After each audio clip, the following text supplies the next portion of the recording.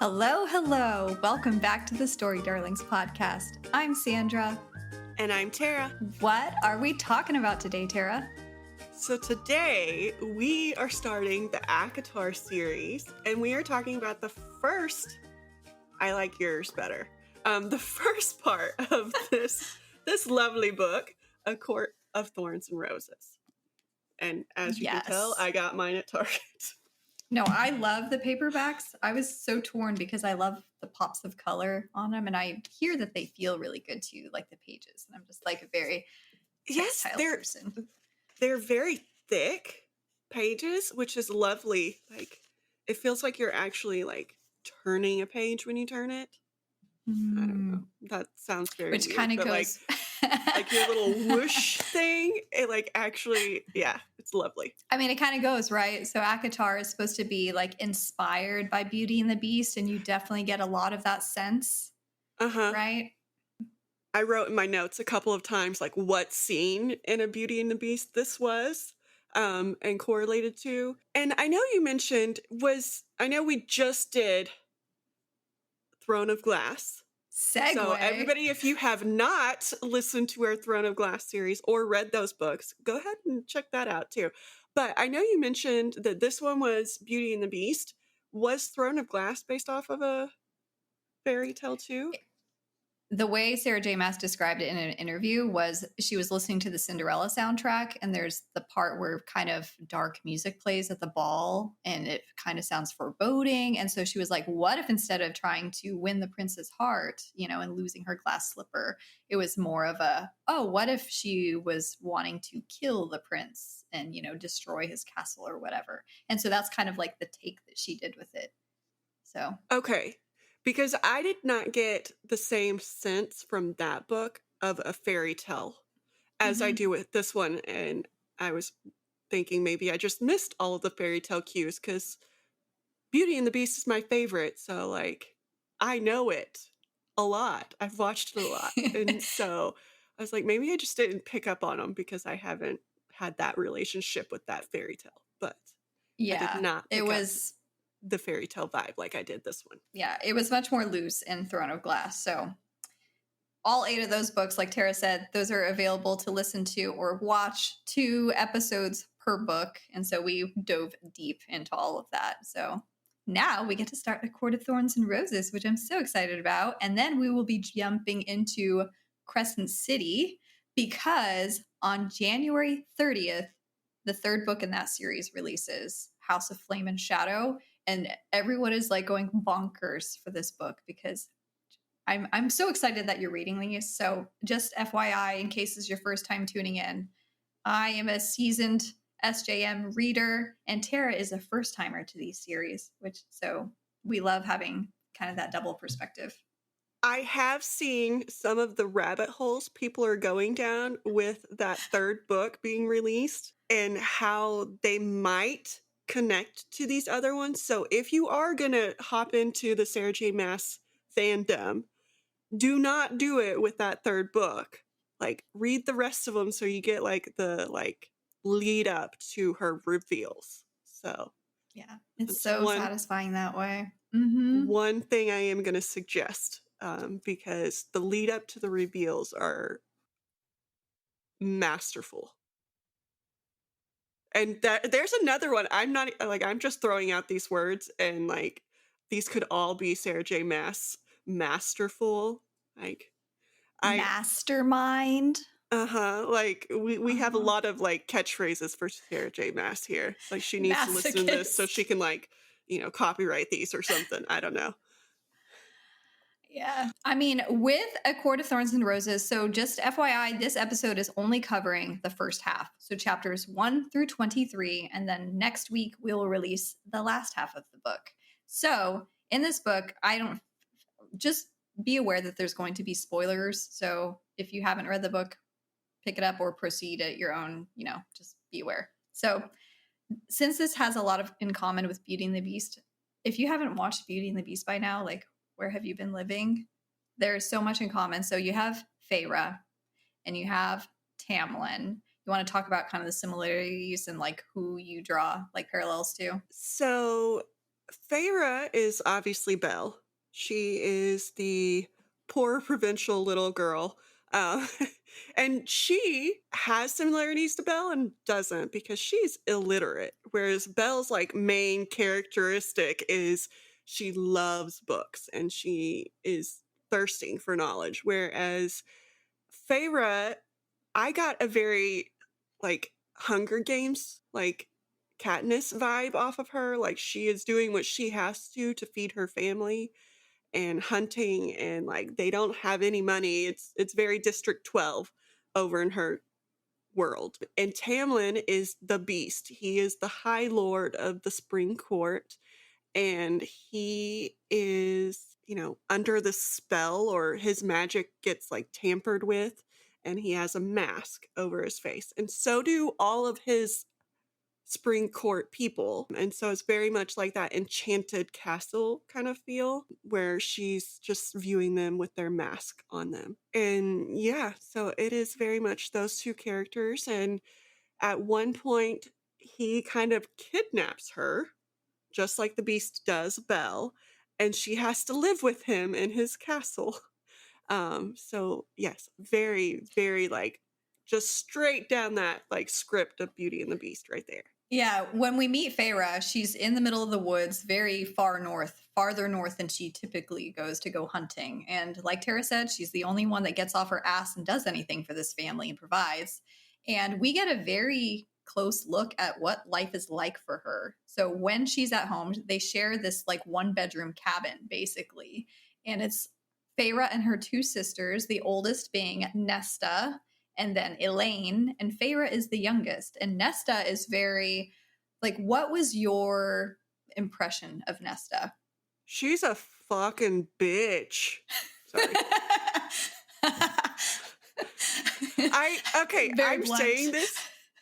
I'm saying this because I always know that how I feel about a person at the beginning is not how I'm going to feel about the person at the end.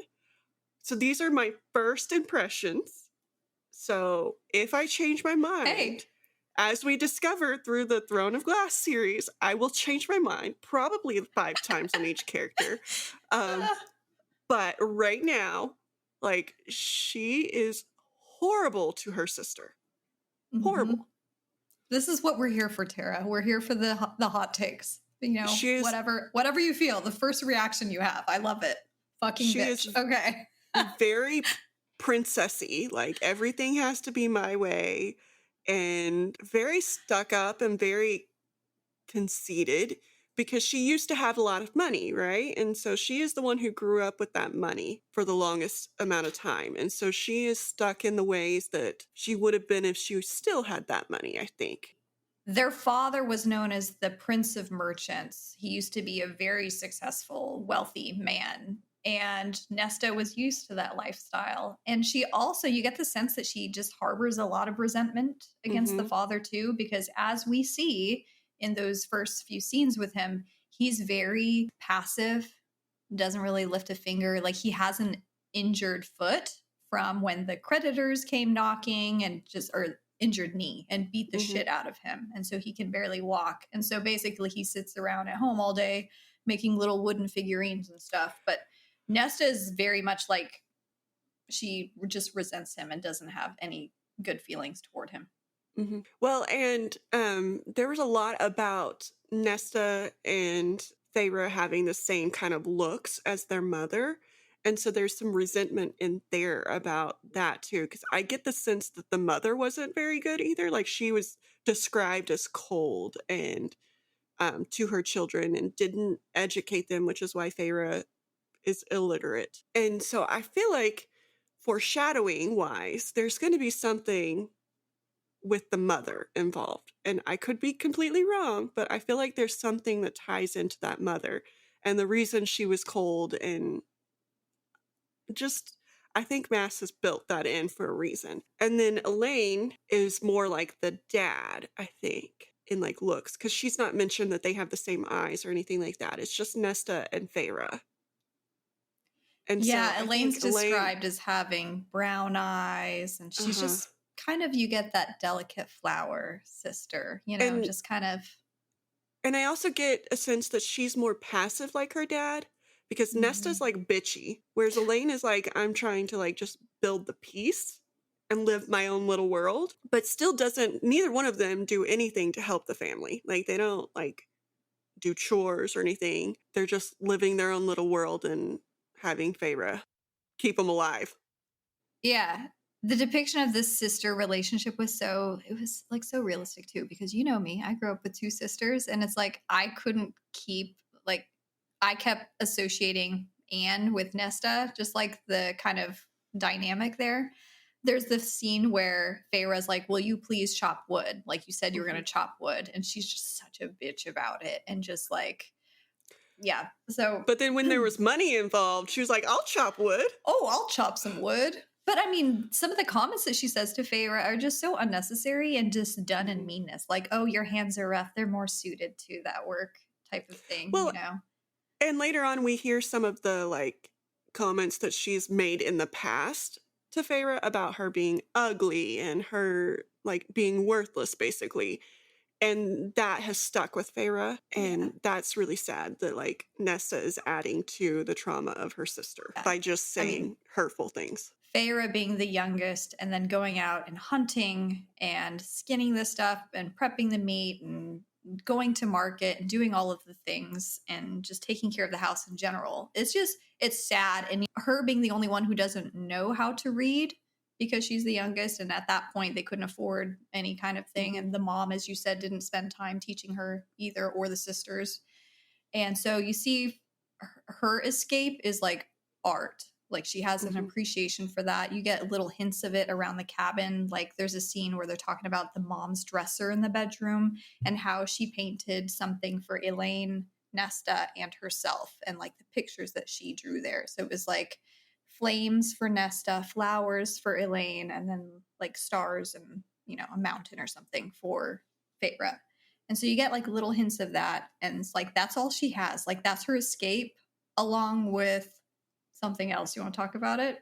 There's like a Well, that's her boy. escape when she can afford it. But she gives the most of her money to her family, so she doesn't get to do that often either.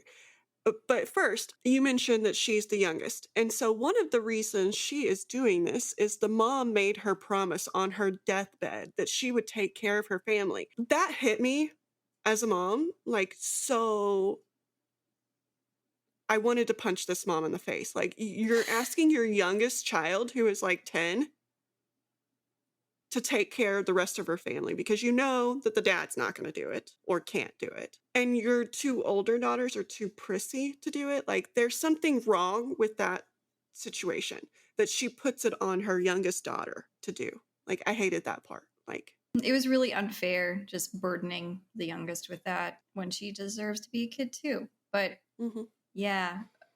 So we get a little more glimpse into their life. So they do go to market, each week or whatever to get supplies and all of that when they can afford it. And were you And we meet talking a about Isaac for her other release? yeah. Yes. Okay. I was like, what is she talking about? It took me a minute. Okay. So her other release, as Sandra put it, is she has a little boy that she gets with and hooks up with when he's in town, which the other girls like call her out on a little bit because like she's not in love with Isaac and Isaac's clearly not in love with her, and like he's talking about marriage to another girl, and like Nesta just like meanly says this because Nesta wants to get engaged to this Thomas boy who Feyre knows his father beats his mother and like they're poor too, and like it's not going to be a good situation for Nesta. So she's being a good sister and saying, hey, that's probably not going to end the way you think it's going to end.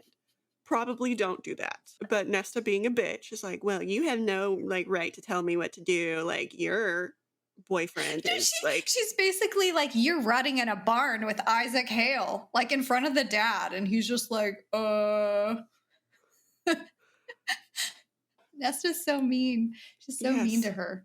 Yeah. yes. So before they go to the market, so Feyre's out hunting. All this to say, it's on her shoulders to go and find dinner. So she's out hunting in the frigid ass snow. So now we'll actually start talking about the events of the book.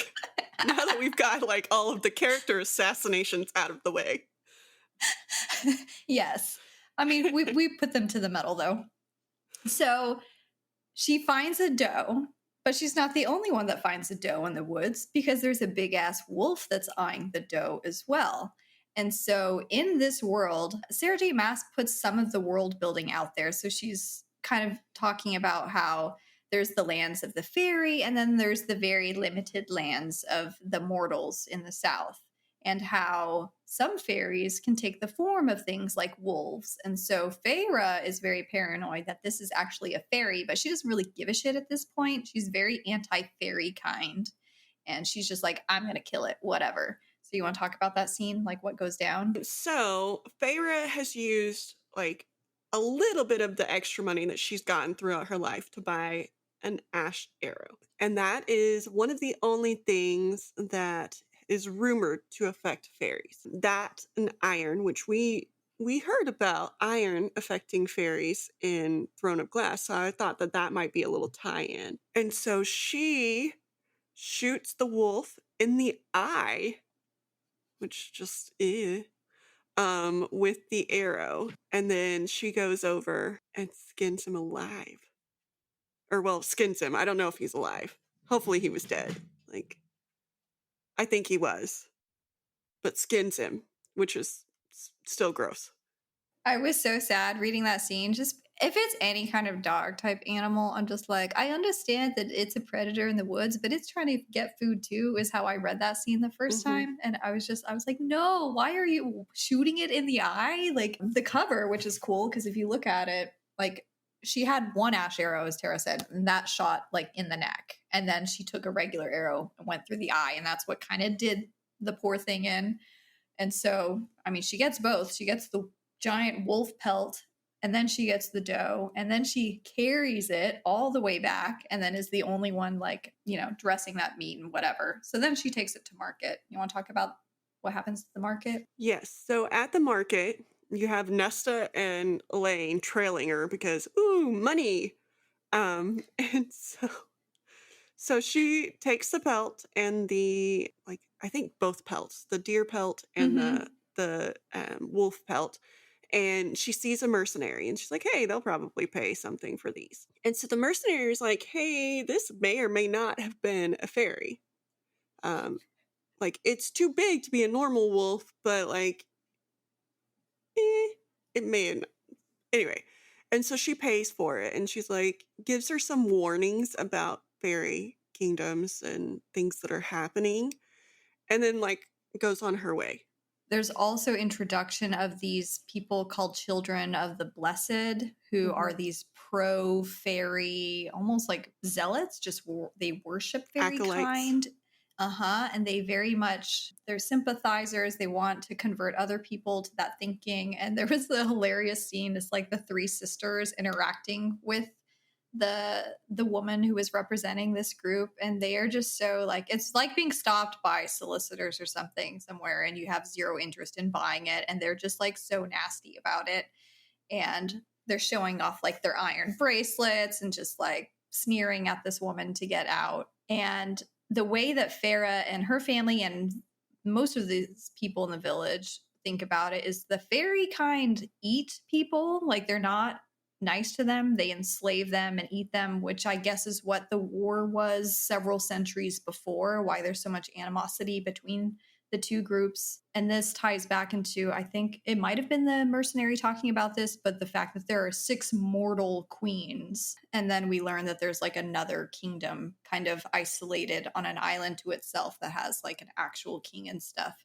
So we start learning that there's these different 7 courts of fairy, these very restricted mortal lands, and then these mortal queens that kind of enforce this treaty with all of the fairy high lords. And so we get a lot of that world building. We get some interaction with like, I think she spots Isaac Hale like in passing or something.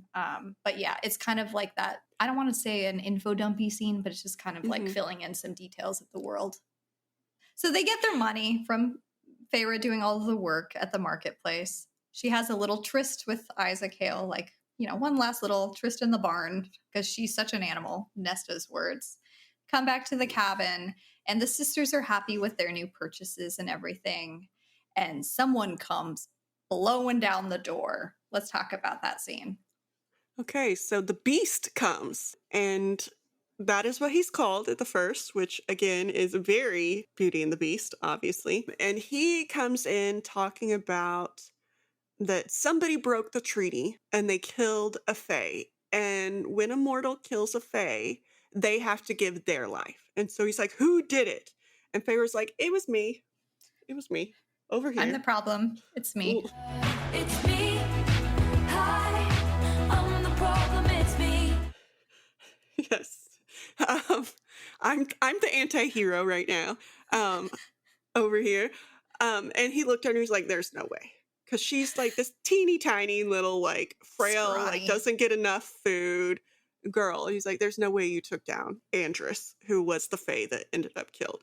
And she's like, no, it was me. Like, I'll admit to it. Just please kill me outside so that my family doesn't have to watch this. And he's like, really? Like, you're just down for being killed? And so Sarah, so accommodating. he's taken aback because, yes, this is very accommodating for somebody to be like, all I ask is, just take me outside the door, okay? Like, please, I'll let you kill me. It's all good. And so he decides that, there's a different way to appease the treaty in that she has to live out her life in Prythian. Yeah, Prythian. Prythian. And live with him, or at least in the Fae City. And so he's like, I won't take your life, but you have to give your life to Prythian. This whole scene, it was just even facing her own mortality, like possibly being killed. Feyre is like so worried about the well-being of her family. She's like basically yelling over her shoulder, Nesta, don't marry Thomas. It's not good that he and his brothers don't defend their mom when she's getting beat by the father. And, hey, this food is going to last you this long. She's trying to still like take care of them as much as she can, even when she's facing her own end potentially. And that just speaks a lot to who she is. And then she is whisked away, basically, horseback up into the northern lands. Yes. To the Fae, which she is already deathly afraid of. Has all of the gotten stories. Warnings about. All of the stories that she's heard, she fully expects to be used somehow, enslaved, possibly eaten, maybe tortured. Like, who knows? Her imagination is going wild. So they make it to the estate, and she's blown away by how beautiful it is. Whenever in the mortal lands, it's very, very dire indeed. Like, people are struggling to survive on basics. And it's winter in the mortal land. And when she gets to the Fae land, it is spring. And so she's like, oh, this is pretty. Yeah. And she's also very resentful. Like, what the hell? We're out there dying and you're living in spring. He gets her all settled in. He gives her like a handmaiden named Alice to kind of wait on her hand and foot and help with clothes or whatever, washing. And she just kind of exists there, and there's not really any expectations for her. And you want to just talk about like her acclimating to this new place? Well, I want to talk about Lucian first. Because we meet some new people, like Sandra said, Alice. We also meet this gentleman by the name of Lucian, who is not down for Feyre being there. He is not down with the person who killed his friend coming in. Which would you? He's like, yeah. He's like, you should have killed her. And Tamlin's like, just chill. It'll be fine. And so we get Lucian, and he is very much the gruff like person that I adore, apparently, because I think he's hilarious. He's very snarky, and he is very like, I don't want you around. But then she like starts following him. And she's like, I'm going to go on your hunt with you. And she's doing that because she's wanting information out of him. And Alice told her that he is the one that like needs to be taken down a peg. Like somebody needs to like go against him, like snark with him because he's too used to being the snarky one. And so she's like, if you're brave enough, like he's the one that you can like go with and figure out stuff and like maybe take him down a peg or two. So that's what she does. And so she's snarky right back to him. He's like, wouldn't have imagined that from a human. Like, and so I love them building a little bit of a relationship because it's hilarious that she is so afraid of him, but can't hold her snark back. She can't hold her like personality back. And so she snarks right back at him. Lucian, yeah, he's definitely one of your favorite characters when you're reading the series. And he just looks different from everyone, too. Like, he has the long, fiery red hair. He's missing an eye. So he has like a metal eye, which we're listening to the audiobook as well as reading the physical book. And it's so cool, like the sounds that they put in. So, like, when he looks anywhere with that eye, you can hear like the metal of it kind of like zooming or whatever, you know? So you get to hear that. And it's really cool. Also, like the voices that they do for them. It's really cool getting to hear his voice versus like Tamlin. And Lucian is very much like always laughing and jesting at Feyre or anybody else's expense. He's very snarky. He is also a rule breaker. He likes to like put on that will think about following the rules, but he enjoys like kind of breaking them whenever he feels like it. He's just a fun character, you know? He's a little more like roguish.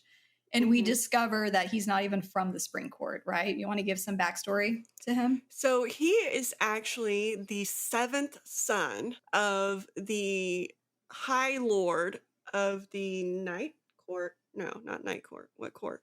Autumn Court. Autumn Court. We get mention of the Night Court later, but of the Autumn Court. And the reason he is in the Spring Court is he does not get along with his dad because his dad had the love of his life executed because she wasn't good enough for his son. And so Lucian had to watch the person that he loved be executed because he loved her. And so he's like, I'm done with you. Like, I disown like my birthright. I'm done. And in doing so, he opened himself up to his brothers trying to kill him because, you know, one less person fighting for High Lord when their dad dies, right? But there were 3 of them that attacked him and only 1 returned home. So, I mean, in effect, they did lower the odds or raise the odds of, you know, their brothers getting the throne, but not in the way that they intended. So Lucian killed one of them and Tamlin killed the other one because they had crossed over into Tamlin's territory. And we've discovered that Tamlin is the High Lord of the Spring Court, which is why everybody has to listen to him when he says this mortal will be living here and she will not be harmed. And so he was the High Lord of the Spring Court, and these brothers crossed his territory, so he was allowed to do whatever he wanted to them. And he just killed them, and so 1 returned. Didn't the Autumn Court dynamic feel like Sartak's family to the extreme to you, where everyone's vying for the throne and they can be as cutthroat about it as they want to go? Although Sartak's family, they did not go to the extremes of wanting to kill their brothers and sisters. Not the present generation, yeah. But you get the sense in the past that it was very much that way. It was that way, yeah. So again, very Greek god-like, where they're all fighting all the time. So you get sympathy points for Lucian, like out of the gate. You're like, oh, so he's basically here, you know, as refuge, and Tamlin has made him the emissary of the court.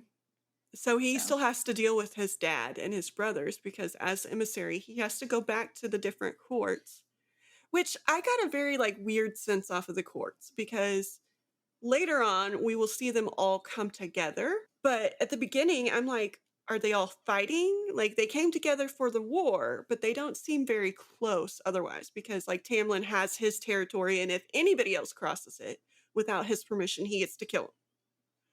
And so, like, you get the sense that they're not very connected otherwise.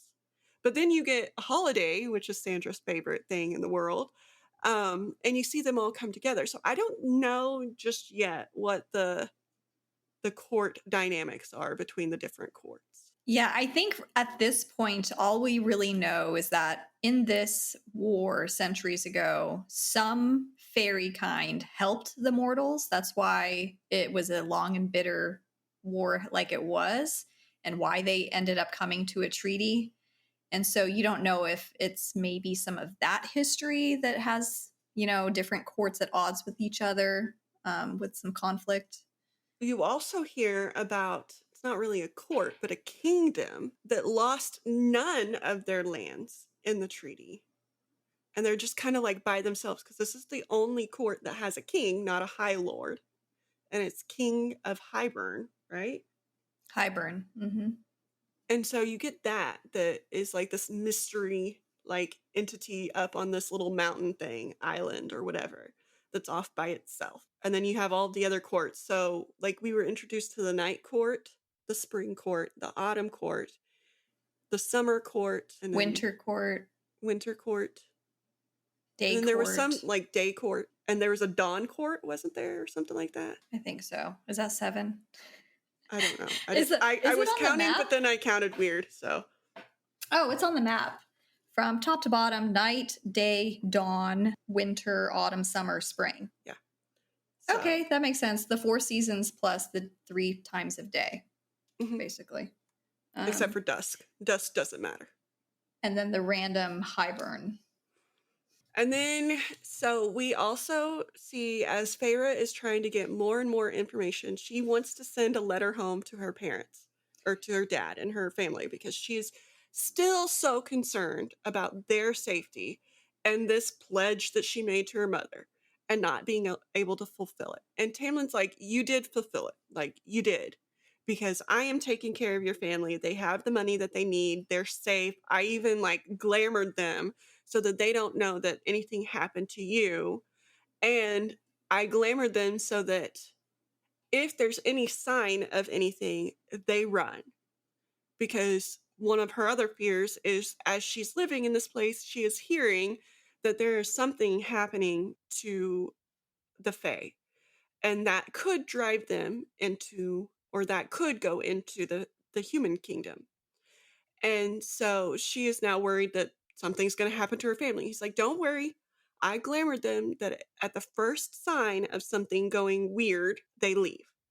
And so then she's like, oh, that was very sweet of you. Like, thank you for looking out for my family. But this sickness that is going through Perinthian is messing with the Fae's magic. And that is one of the reasons that the Spring Court has the masks and they can't remove them, is because of this messed up magic thing. Yeah, it's Sorry, interesting. I was laughing at your face, Sandra. I know. I was thinking about how uncomfortable it would be to live like an extremely long time with a mask on, like how uncomfortable and annoying that would be. No, you hear these stories of like these different creatures coming over the wall or coming into their territory. I think there are like 4 that we hear of. So there's a puka, which is more of a trickery type of thing. Like it uses trickery to try and lure people out. So we see one night, Feyre thinks she sees like her father has like come to try and rescue her. And I'm sure that was one of the scenes that you associated with Beauty and the Beast when she's looking in the mirror. And so there's a puka that just creates this illusion. And then Feyre has the reality check that like, oh, my father would never, go out and do this for me. So how stupid of me to fall for that. And this is when Tamlin starts like growing on me. Because yes, at the beginning he's supposed to be this beast and all this stuff. But he talks to Feyre about that and he's like, no, your dad would. Like, you were worth that to him. He would have come and got you if he knew. I glamored him. He's not going to come and get you, blah, blah, blah. And so he's like trying to build her like self-esteem back up after her whole family has done a number on it. And I know this is going to be a Chaol situation again because I have a feeling Tamlin is going to go downhill somewhere and he's going to be back to the beast and blah. But right now, I am Team Tamlin. Like, he is being very sweet to her and I am enjoying the interactions between her and him because it seems like he is building her back up. No, I agree. Upon first read, everything that he's done, like it was either kill her or take her in and use her however. Like that is the treaty. And we start getting the sense that he even doesn't have full control of things because there's some weird like adder that Her. relays messages of a woman or female character who is the one calling the shots for all fairy kind, and she is very evil. And then we get like Very more Maeve-like. backstory. Very Maeve-like. We get more backstory on Tamlin, that he was like the only good child in his family. Like his father wasn't a very good person. They had mortal slaves. They didn't treat them well. They fought on like the wrong side of the war, didn't they? Mhm. I think they did, Yeah. and they lost. And Tamlin And- said if he had been old enough, he would have fought with the humans because he doesn't believe in like the slavery Yeah. and all of that stuff. He thought that was all wrong. And then And I mean, just looking around who surrounds him, I mean, Lucian is a refuge from Autumn Court, and so he's taken him in. Alice we is get a little bit, so she's not from there. So we do see him backing up his idea that he does sympathize with those people and he is a good person.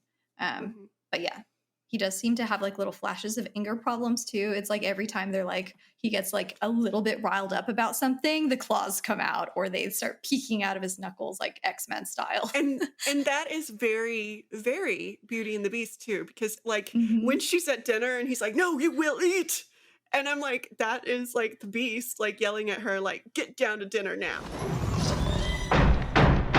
I thought I told you to come down to dinner. I'm not hungry. Yeah. It was very cute because I am picturing like the Beauty and the Beast as we're going through this. Yes. Spot Um, on. And then we meet another creature that is less fun than the puka, and it is called the bog, I think is how it was pronounced. And Bog. it's like, "I will devour you, turn around, look at me," and like just very creepy. Very creepy. It's like a whisper It's in your ear. Yeah. It's Mhm. like in your mind. And like, I got the very, like, I mean, had they turned around and looked at it, which Lucian was there to save her because he's like, do not turn around. Don't She's like, listen to it. Don't do it. Straight ahead. Straight ahead. And so he saved her in that moment, which was very sweet because I think that was the first time you saw a good in Lucian. Because before that, he was very like snippy about his friend dying. And in that moment, it's like, okay, I won't let you die. And he was terrified too. Like this Yeah. creature was not to be trifled with at all because he was terrified as well. And just like, Yeah. just Don't do it. And so you get the sense that this creature would have devoured her had she turned around. And so they go home and they tell Tamlin about it. And Tamlin's like, "Oh, damn it." And he's like, "Okay, I'm going to go out and hunt it." And she's sitting here like, "Okay, Lucian was terrified of this. I'm terrified of this." And you're just like, "I'm going to go hunt it." And so she's like, well, she at this point doesn't know that he's the High Lord and that he is basically power itself. And so she is worried for him, which is very sweet.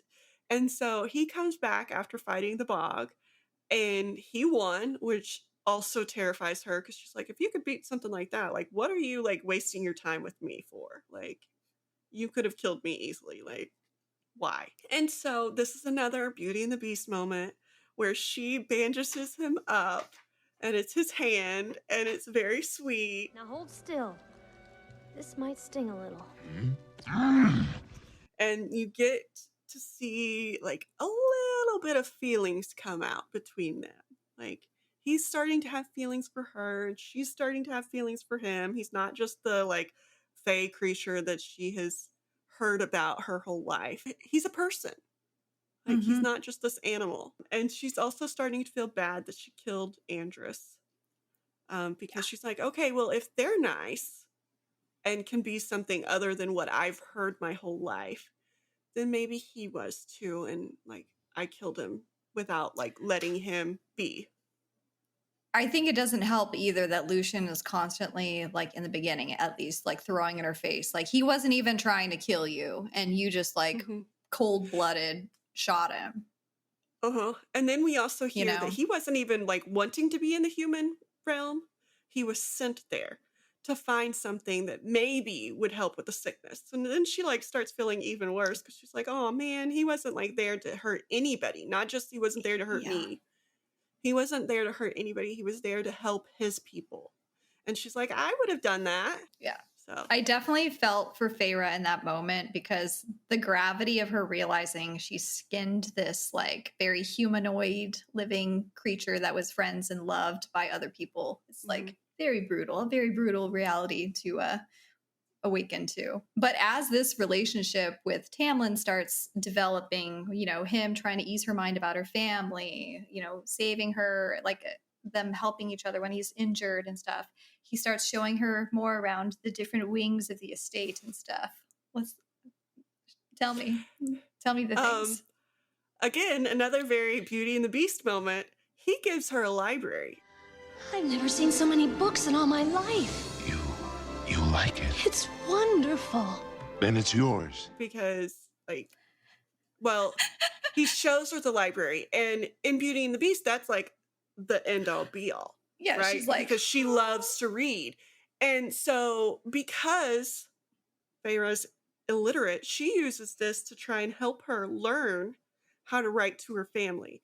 And so in doing that, Tamlin picks up on the fact that she can't read or write. And he does something very funny / very like,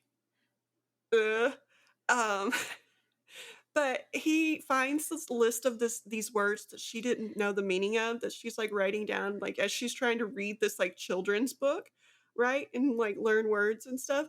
So she wrote down a list of words that she couldn't recognize, and he made them into dirty lyrics or limericks. yeah. And he like tells her these dirty limericks, and the first one's kind of tame, and then they get like less tame towards the end, and they're like using the words, and he's like, did you recognize the words like in this line, the last word? And it's the words that she used, and he's like, those weren't very good words, by the way, to like do naughty limericks with. And then he tells her that he used to do that with like his like warriors or whatever on the battlefield as like a way to pass time and to have fun, is to like find words and like make little limericks about them, and whoever made the best won or whatever.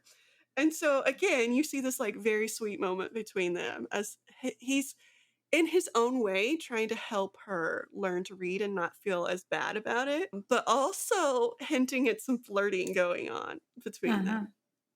There was a moment where he's like, oh, it's not your fault, this is your shortcoming. And she's just like, bitch, shortcoming. Like, it's like a backhanded type of thing, you know? But it's like their whole interaction was so, it was a little bit endearing that way and funny, but like there's still sparks developing. He gives her a lot of backhanded compliments, because I get the sense that he doesn't know how to socialize very well. And he doesn't realize that they're backhanded compliments. He thinks he's trying to be nice, and they're all like, well, you might have been pretty if. And you're like, well, that's kind of bitchy. But yeah, you get that scene, and then you get another scene where he asks her what she wants to do. Like, now that she doesn't have to take care of her family, because at first he thought she loved hunting and that's why she was out there. And she's like, no, I can't stand it. But like, we had to eat. And so he's like, well, if you're given a choice, what would you do? And Feyre opens up to him that she would paint. And this is the equivalent of the library scene, even though we just had a library scene. But this is the equivalent of it. He takes her to the gallery in his house and lets her use it. Like, he cleans it up and like lets her go in and start painting, and like, oh, the flutters. Tamlin is introduced as a very bookish, appreciative of art and stuff, which automatically I'm just like, I don't know about you, I'm all about that too. If like a hero is into all that kind of stuff. And he's just starts tugging at those heartstrings, like anything under the sun you can do. And then he grants her that wish. And then she just starts painting like all day, every day, whatever comes to mind, whatever she is inspired with, she starts painting it. And it could be good memories, it could be bad. It's almost like a therapy for her, right? Mm-hmm.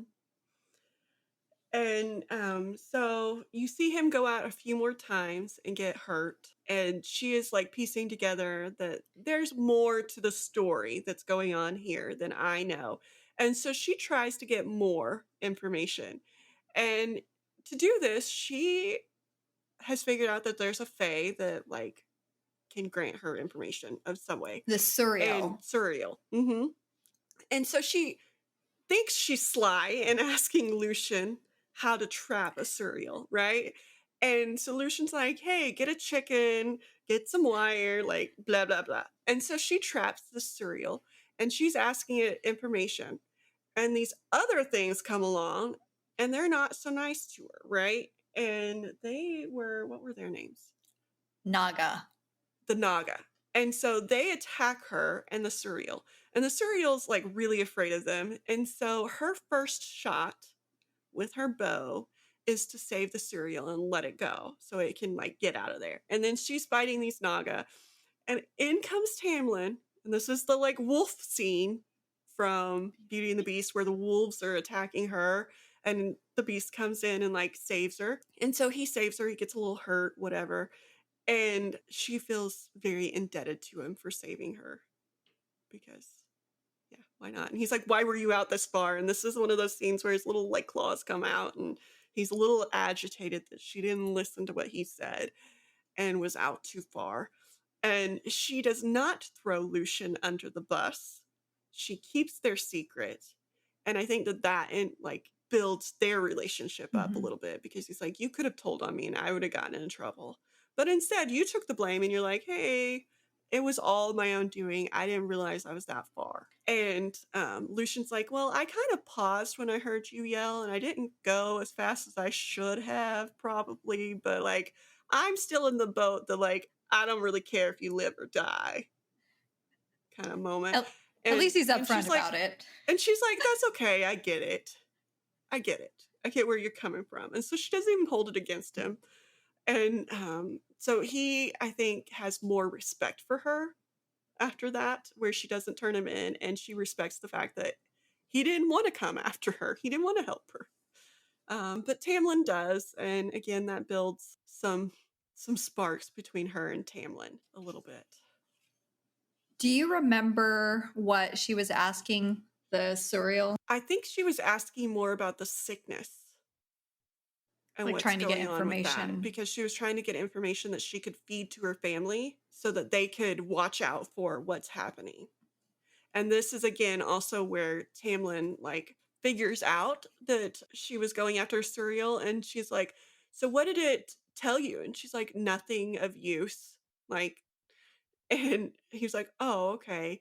And then he was like, well, what were you asking it? And so she kind of tells him like, I was trying to get more information about this. It wasn't all that she was trying to get, but like that's one of her questions. So Tamlin's like, well, you know, your family doesn't have to worry about that. I put that glamour on them. Like they will leave at first sign of anything going wrong. And so she's like, oh, okay, so you did care about my family a little bit and blah, blah, blah. And so then another very funny moment happens because Tamlin makes some like snarky comment to her. And she's like, oh, should I bow, High Lord? And he's like, oh, it didn't give you anything of use. And so he figured out that the Surreal did give her a piece of information and she let it go in a snarky moment where like she was like, oh, should I like bow to you? Yes. That's where up until this point, it wasn't clear whether he was the High Lord, right? She found out through the was Surreal. Just a High Fae. Yes. And so she found out through the Surreal, and the Surreal was also telling her about the 7 courts and stuff. But the one thing that really, really struck her was the Surreal, for being a creepy creature with its bones clicking when it talks, a very raspy voice. It also talks very vaguely, obtusely. And so it gives her this information, and then it tells her that she needs to stay with the High Lord too, right? Like that stays with her, and she keeps thinking about that after her meeting with the Surreal. You're safe with him. And then Tamlin,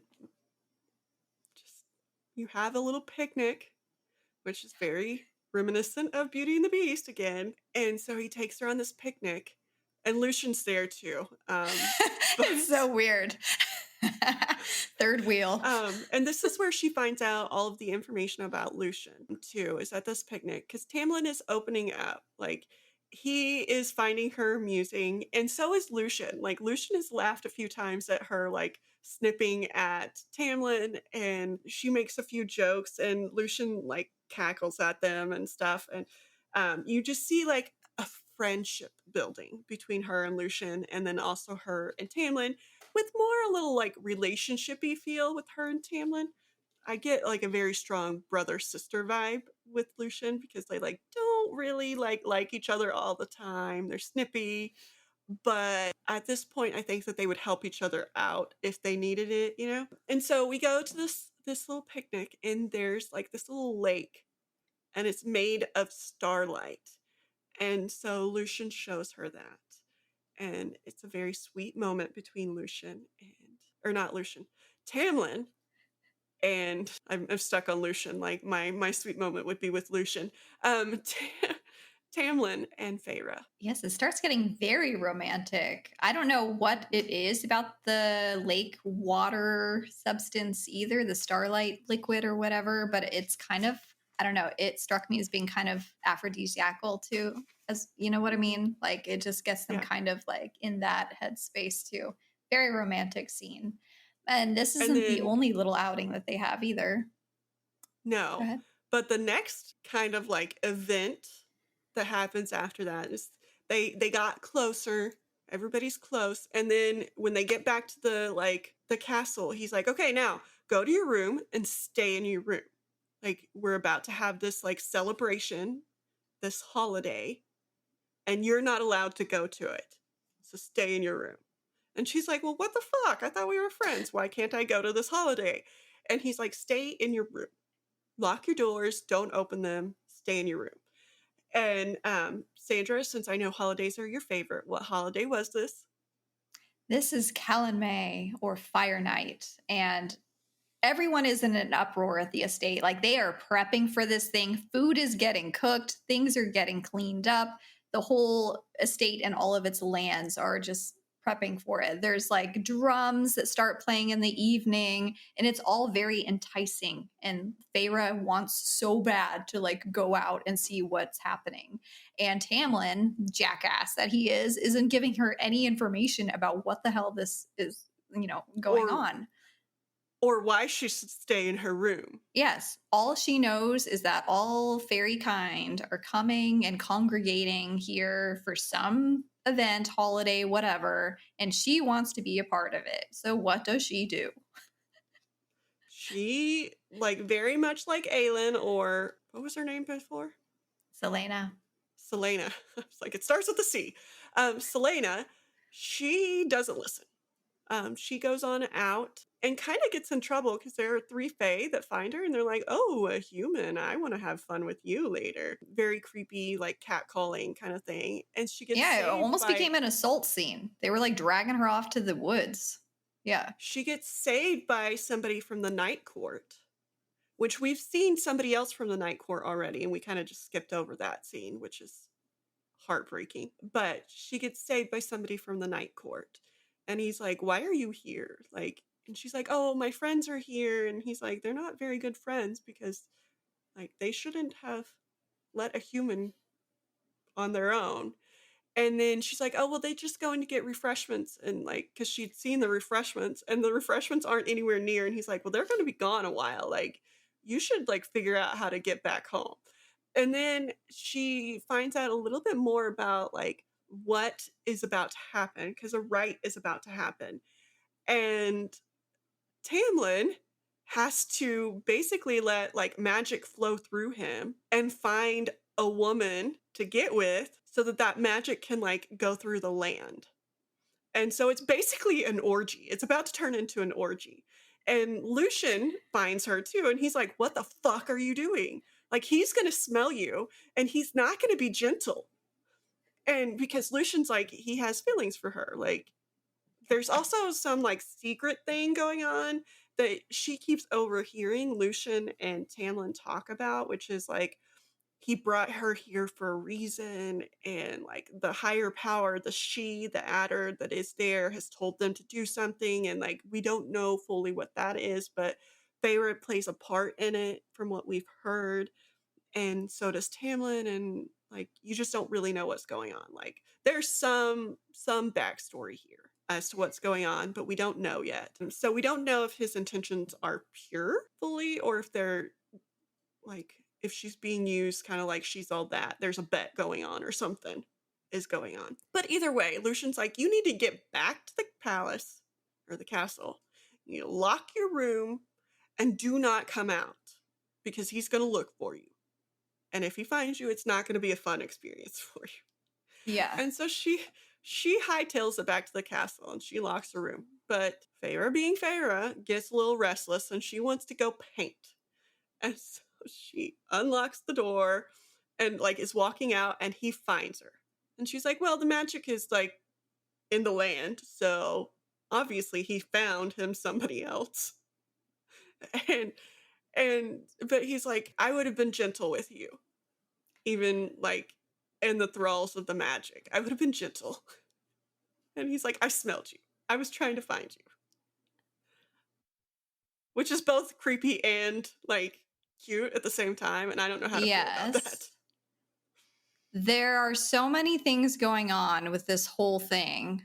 It's just, she definitely feels like a fish out of water at the actual Callan May event because no one is paying any attention to her, or the attention she is getting is very unwanted and mean. So the fact that that guy covered for her basically when because she's bad at lying for this night for some reason, like her lies suck, and he's just like, oh, there you are, I was looking for you. It was like what he says to her. It was very sweet. Very sweet. And she's just like, oh my God, he's so like gorgeous. She's just like, ooh. She's probably getting swept up in like the drums beating and they're like getting faster. And then Lucian's wearing his mask and he just like zeroes in on her. Is like, what the fuck? But I don't know if it struck you this way, but what he says about Tamlin having to let this power in him and he'll just find a female to not copulate with, but just, you know, whatever. And it was very much a fuck fest. Yes.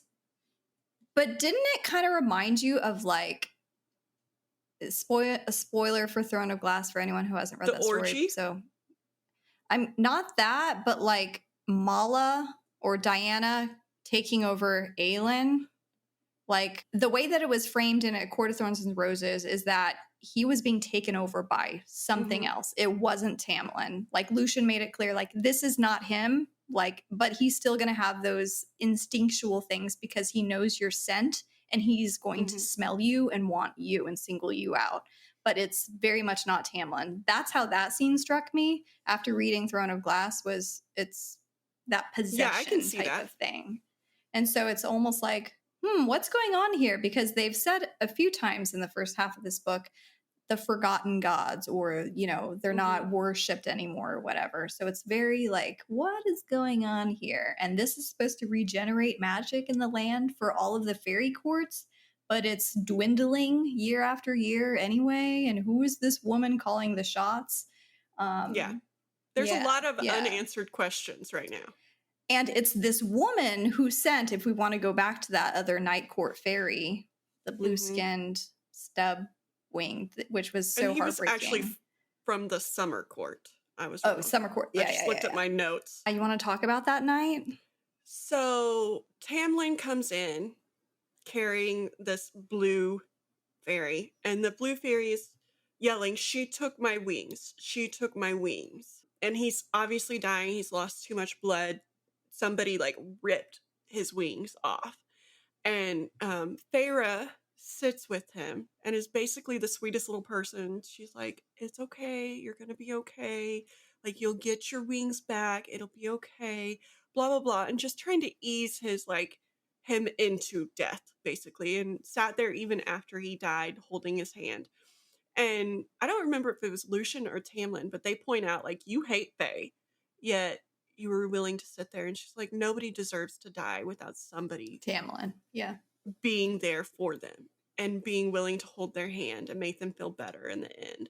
And so, again, I think that that's a scene that, like, Tamlin realizes that there's more to her than just a human. Like, she cares. And she is very nice and all of those things. But it was very sad because the Fae died from losing his wings because he was bleeding. And I know you have not watched Lucifer, but I am also getting a lot of Lucifer vibes from this. Like, Lucian acts like Lucifer, like, you know, but there's a deep, dark secret as to why he acts like he doesn't care, you know? But then Lucifer's wings get ripped off a few times and like he cuts them off and stuff. And like losing the wings, it just like gave me very Lucifer vibes. And Yeah. although he's not blue, he's just very attractive. So, like, I feel like this scene was a pivotal moment for both Tamlin and Farah because, as you said, Tamlin starts sympathizing with her more and is like, "Oh, she is capable of caring about something besides just humans. Like she can care for fairy kind too." So she starts melting his ice that's around him, and then for her, it's kind of a wake up call because she's been raised in a world where fairy are all powerful, they're evil. But she's slowly beginning to understand that there are things going on in the fairylands that they're at conflict with each other. I mean, there's weird monsters out there that they have to protect themselves from. It's not all like roses and rainbows up there either. So she's learning that as well. I get the sense that she is realizing that humans are not that high on their priority list, too. Like, They got because their she own grew shit. up, yeah, she grew up thinking that like humans are like, they're just out there attacking humans and like that was their goal in life is to kill as many humans as possible, right? And she's realizing like they don't give a shit about us. Like, really, like we're off on our own little world. We're the ones who, if anything, are harboring resentment and are harboring these ill feelings towards them. And so, yeah, you get that sense. And then we end this half with Feyre taking Tamlin to her gallery, which nobody has been able to see. She asked for a lock to be put on the door and for her to have the only key because she didn't want anybody to walk in on her art. And so she is taking Tamlin through and she's like, hopefully he doesn't notice those ones on the wall. Of course, Tamlin notices those ones on the wall. And he's like looking at them and he understands Feyre enough that he gets what each picture was, like what the inspiration was, even though you can't really tell. And there's one picture that he finds that is her, she painted it about the feeling of her and Isaac being together. And he gets a little jealous and he's like, so this is you and that boy you used to know. And while you were making love, and she's like, hey, you don't get to be jealous because you just last night hooked up with some other chick during this rite. And like, I didn't say anything about it, so shut the hell up. And so you get to see his jealousy in her, like, just be like, you have no grounds. Like, we're not even together. Like, back off. And then he picks one that is like a gloomy painting as the one he wants. And she's like, but why? Like, that one's so sad and like gloomy. And he's like, but it's like the real world. That kind of tugged at my heartstrings too. I'm like, out of all of the ones he wanted, the snowy wood, you know? Mm-hmm. And then he takes her to another like little picnic area. And it's not the same glen, it's just a normal little glen.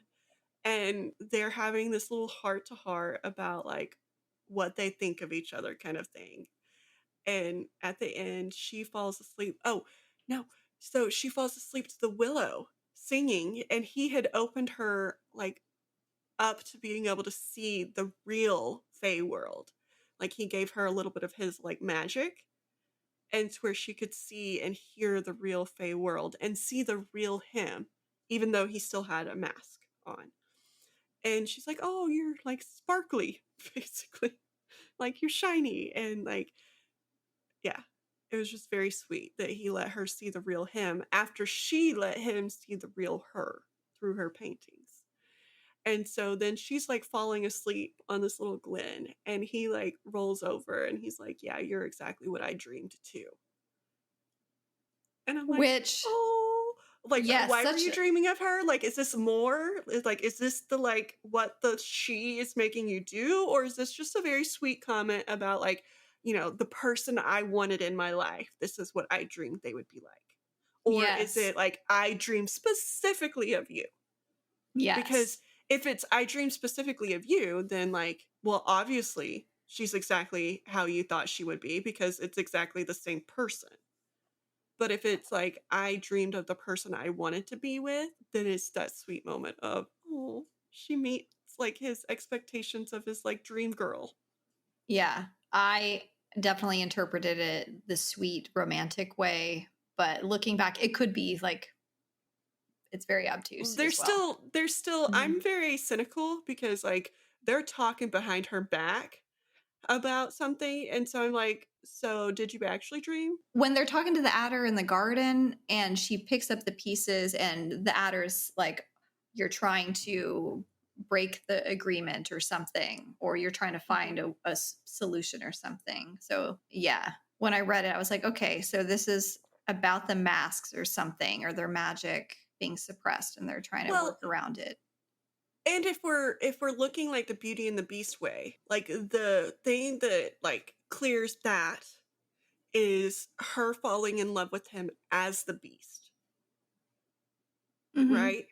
And him getting the love of somebody Mm-hmm. just for himself, not for his money, not for his looks, not for whatever. And him falling in love with her too, like because he was a very spoiled little like shithead. And so if we're going based off of that, then maybe what the adder is trying to do is like, hey, you need to like thaw your fucking heart and find somebody you love and that will love you back. Wasn't there a Stoneheart comment somewhere in the first? I think I it was don't directed remember. at Lucian. Yeah, I'd have to go back and find it again, but I just remember that from listening to the audiobook, like some character yelled at Lucian, like, you have a Yeah. stone for a heart or something. Yeah. Yeah. And so if it's that, then maybe he was trying to be like, I need to tell her or whatever because he's feeling bad about tricking her into loving him without Yeah. having the full information. And maybe that's how he's trying to go against it. I don't know. But there's something to like all the secrets that they're talking about in the So many secrets. That's what I like love behind your though back. about the fairy kind is like you really have no idea what's going on because they speak so double, sometimes triple, I feel like anything can be interpreted anyway. And it's like it applies to every fairy character, which I love, Yeah. love. Well, and that's one of the misconceptions that humans have is that fairies can't lie. And Tamlin's like, who told you that piece of bullshit? And she's like, wait, you can lie? And he's like, yeah, we can lie. And then she's also like, what about iron? And he's like, iron doesn't affect us. And she's like, my whole life. And then she gets more concerned about her sisters because like they think that they're safe with their little iron bracelets and they're not. And so again, her worry for her family pops up. But yeah, he is telling her all their secrets. I just love the family unit that starts building between Lucian, Tamlin, and Feyre, especially at the dinner table, because they sit down together to eat like so often. And I think it was the morning after Callan May when she, went to get up for a midnight snack and she's like eating all this like food. And then she like turns around and runs into Tamlin and he like bites her. Like it was kind of like a very hot moment. It's like, is he still riding that high of whatever energy was flowing through him? But he like bites her like right here. And then she's like, whatever. She like sticks her nose up the next morning. She's like going down to the breakfast table and sitting there. And Lucian is just like, what happened to your neck? Yeah. She's like, ask him. He did it. And so it's just like this kind of banter that develops between them. And I just love it. So and Lucian's much. like, peace then, I'm out. Okay, out. He am I. Like, I have something very, very important I need to do. I don't know what it is, but I have something very, very important I need to do. Yes. So, I mean, that was pretty much the first half of the book, right? So what did you think overall? I love Lucian. Like, he has some comedy gold. And like, I mean, just in that scene, he's like, I have something to do. I don't really know what I need to do, but there's something severely important outside of this room I need to do. Yes. And then I love the way that Lucian calls her human. He doesn't call her name. He just calls her human. And it's like this little like nickname kind of thing. It started out as like a nasty thing, you know? It was like, you human. But then towards the end, it's like, oh, hi human. You know, it's like a cuter nickname. Like, I Yeah, don't know. I liked that too. I love it. I like It's Lucian. definitely a term of endearment now. Mm-hmm. I think So Sarah J Maas has some unfortunate surprises in store for me, just knowing her writing. Um, like, I think I'm going to be disappointed by people in the future. Hopefully not Lucian, because right now, like, he's my man. But I mean, Kale was my man in the past, so like, I don't have high hopes for the people I pick out faring well in her books, because I'm apparently a horrible pick of guys in real life too. So that's great. It goes into books too. I can't wait till it starts changing because, like, in any of her books, like, she'll give you that little fairy tale taste. And then it's like after the first book or so, And then I now mean, I'm gonna if even stab that, you in it the just, heart. it like completely starts changing. Yeah. So I like seeing how she'll subvert expectations and having you be a first time reader. I'm like so enjoying. Yeah, I'm expecting it. I was not expecting the 180 that I took in Throne of Glass. I was not. But now I'm expecting there to be some 180 happening with somebody I like. Although she let me have Adian, kind of. There was a 180 with Adian in Throne of Glass. But Gavriel I got to keep. He was good the whole time. I liked that. Like, I got to keep. And then shit happened. Anyway, I'm trying to like build up, like, maybe I'll get to keep one of these people. Like, maybe Lucian won't be like a jackass at the end or something. Maybe Tamlin won't be a jackass at the end. But I don't have high expectations for that. We shall see. So next week, we're going to tune in for the rest of the book. So chapters 24 onward. And then we'll see how Tara's vibing and feeling. Yeah. Then, if you want to follow along on where we are with the read along or see how we're breaking up that schedule, I think Instagram is probably the best place to see like our reading schedule post and the episode release schedule, really. So it's just instagram.com/storydarlings. Okay. So tune in next Monday when we'll release the second half of A Court of Thorns and Roses by Sarah J Maas. And we will see you then. Puppy. Bye. Yeah. My puppy wanted to. Is Puppy out?